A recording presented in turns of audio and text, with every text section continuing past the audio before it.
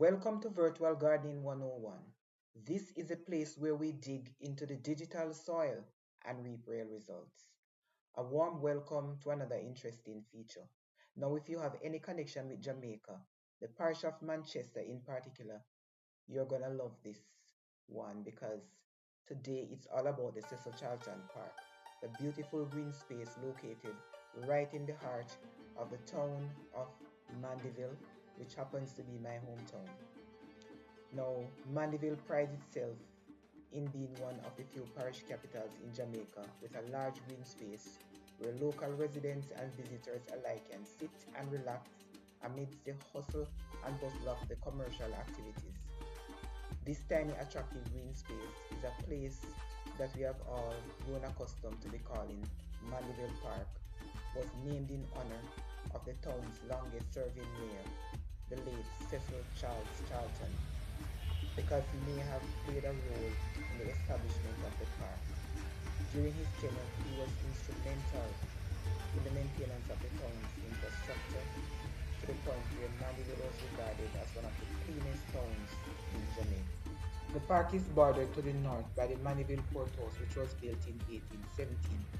The Georgian architectural design makes it a prominent feature of the town's landscape, and it continues to serve as a center of administrative and judicial activities in the parish, even though these activities have outgrown the space. Now, the St. Mark's Anglican Church sits across the park to the south, and it is one of the oldest and most notable buildings in the town. It was constructed from local limestone in 1820 and is a fine example of Georgian architecture as well. It features a striking clock tower and beautiful stained glass windows. The main features of the park include a beautiful water feature called the water rocket feature, which happens to be the focal point of the park given its centralized location.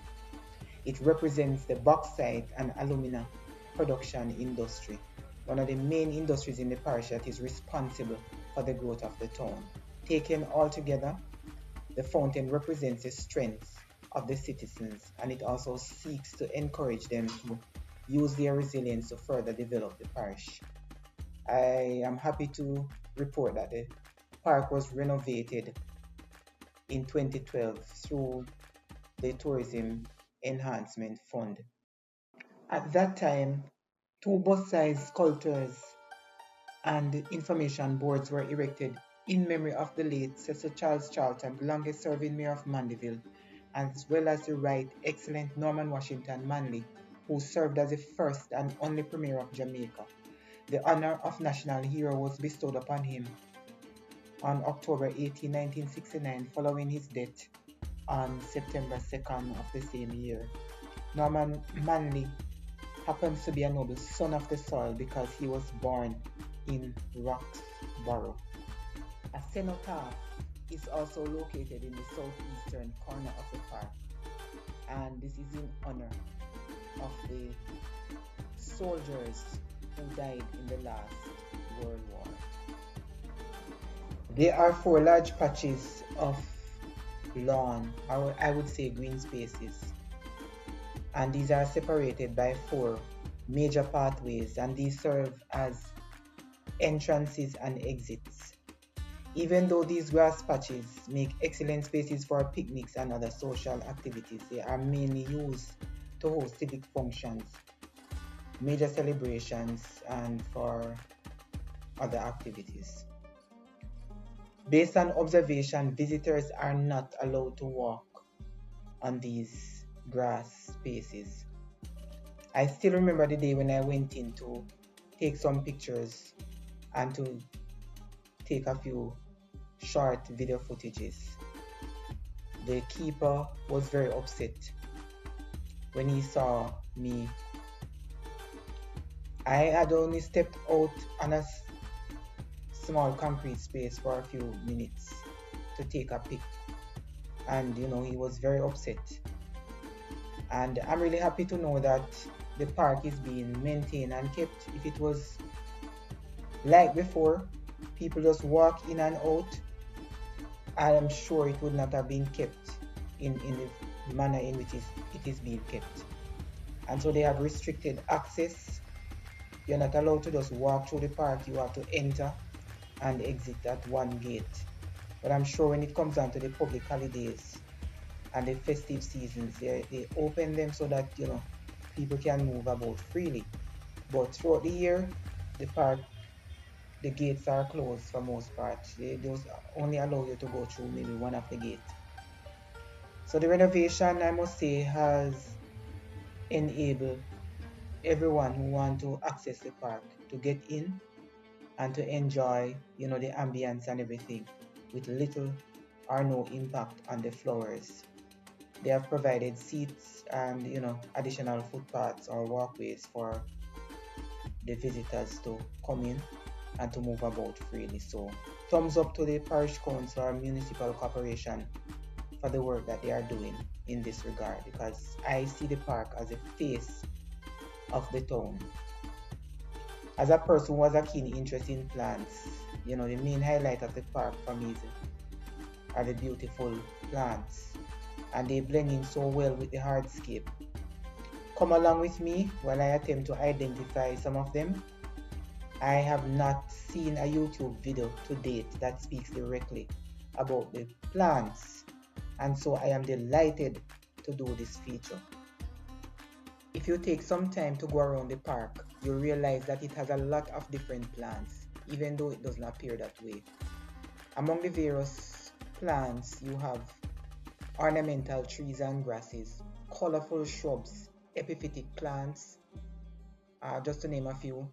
Some of the flowers doesn't produce blooms, but they contribute to the beauty of the space because of the colors and shapes of the leaves. If you would like to know more about the plants, a few of them have been featured on my Facebook and Instagram pages. I've not really directly state that they are in the Cecil Charlton Park, but names are there. And so if you want to know a little more about those plants, then you can always go over and check for, you know, information. Here we have hibiscuses,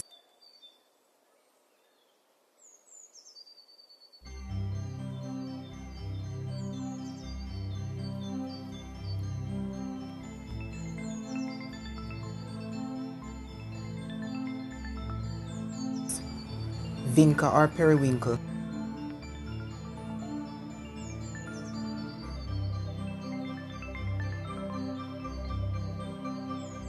crown of thorn or euphorbia milli,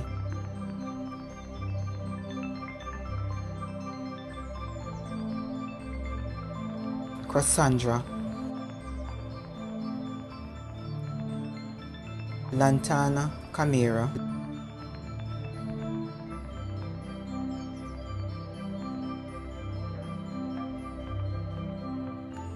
Exoria, and these come in a wide variety of colors which are very beautiful.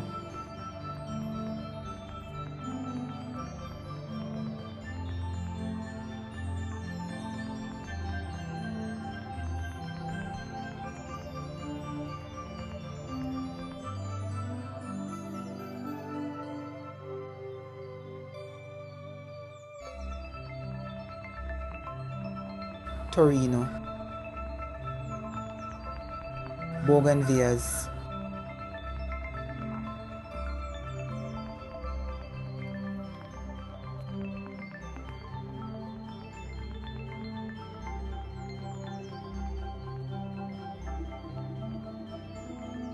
Plumbago,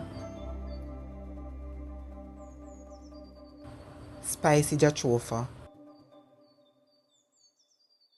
Alamanda,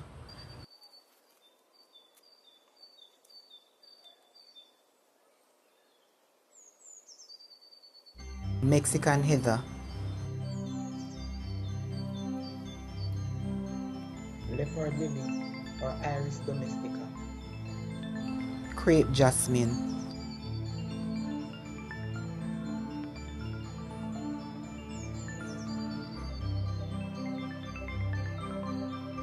crepe myrtle,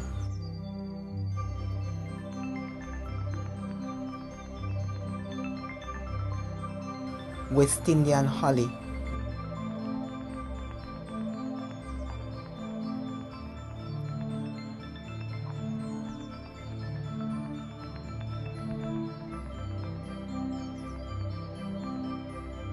Duranta, Texas sage, Alternanthera, ficus tree. These are beautiful yellow poi trees. The ones on University of the West Indies Mona campus is said to serve as a visual and natural reminder for students to begin or to intensify their studies because exam is fast approaching. Royal palm, Christmas palm, Areca palm,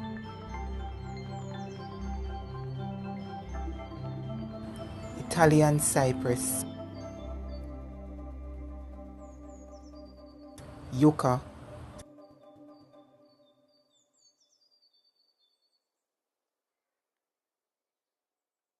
Sansevieria, Schefflera,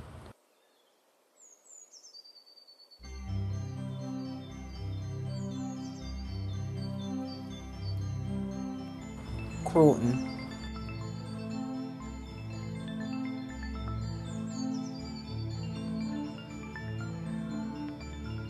bromeliad, as well as a cactus,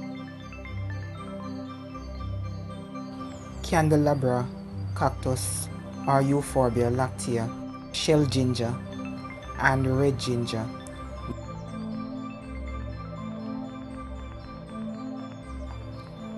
white custus, harebell, pothos, philodendron, aurelia, fountain grass, Lyrope muscari, Ractophyllum pictum, sword fern or Nephrolepis bizarrata, asparagus fern,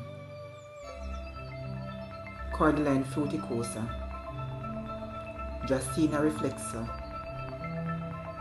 Joseph coat, bird of paradise, mistletoe cactus,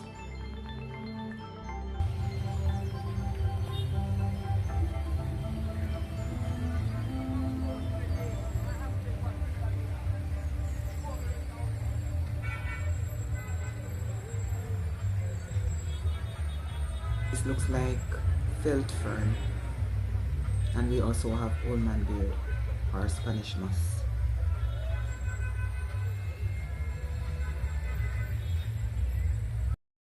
Finally, we have Dracaena marginata. I bet you didn't know there were so many plants in the park. The next time you visit, you should take some time to walk around and fully immerse yourself in all of what the park has to offer through the lens of your eyes. Nevertheless, it was my pleasure to take you on this adventure. If you like what you saw, give the feature a thumbs up, share with somebody, leave your feedback in the comment section, and if you haven't subscribed to the channel, this is a perfect opportunity to do so. Once again, thank you so much for coming over to support me on this journey, and I'll definitely catch you in another one.